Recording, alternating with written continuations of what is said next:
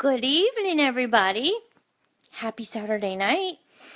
I'm coming to you live from my bedroom. I know, I've got like a winter hat on, a sweatshirt. It's cold here in Atlanta. And I'm icing my ankle too, so I'm bundled up. But remember when I first started, sharing these live Facebooks, I felt like the Father asked me to do it. He said, I want you to impart my heart, what I've imparted to you, truths I've imparted to you. I want you to be like a mama to this generation.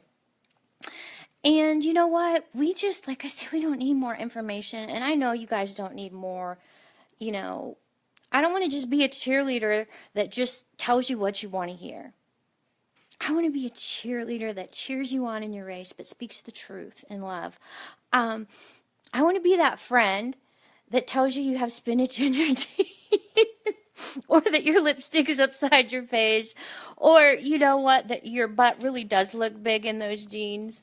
I want to be that friend.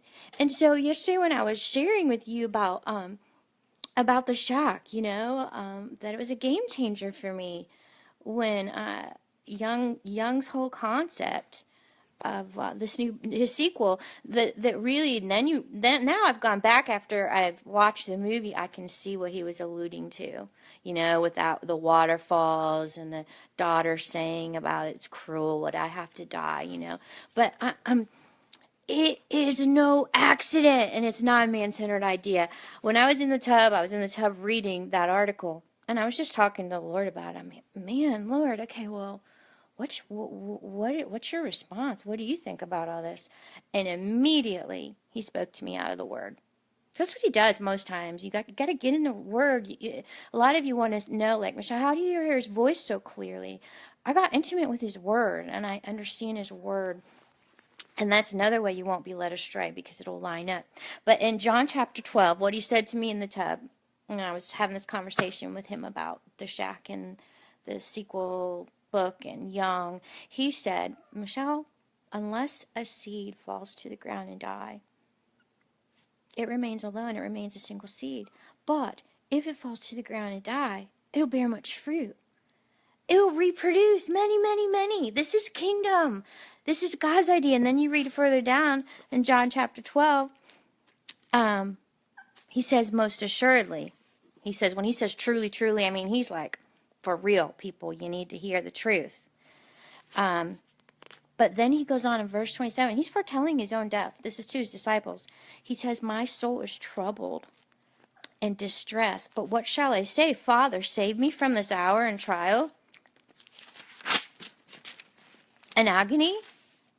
But he says, no, it was for this very purpose that I have come and I have been sent. And then in case anybody had any questions, like, is he saying what I think he's saying?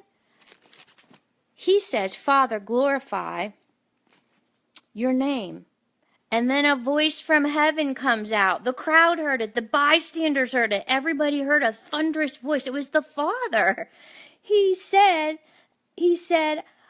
a voice out of heaven saying, I have already glorified it, and I will glorify it again. So when he's talking about his death, he's talking about glory and glorification. Why? Because we were the joy set before him. We're the fruit. Remember the cup of the new covenant, the most beautiful poem I have ever heard in my life? Fruit of my flesh. Your skin's made fresh to carry my new wine. Everlasting marriage. By my own blood we're bound. I'll never leave to my word cleave. Your heart's now holy ground. We are the fruit of his flesh.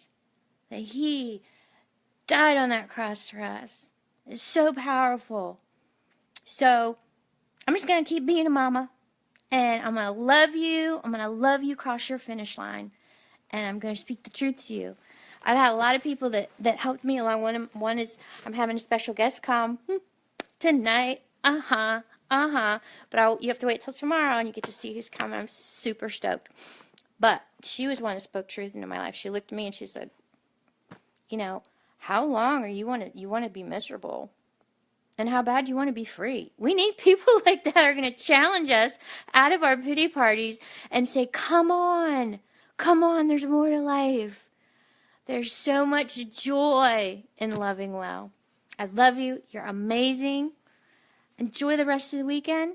whether it's cold or hot, my heart's always warm because the sun shines in there. Love you. Shalom.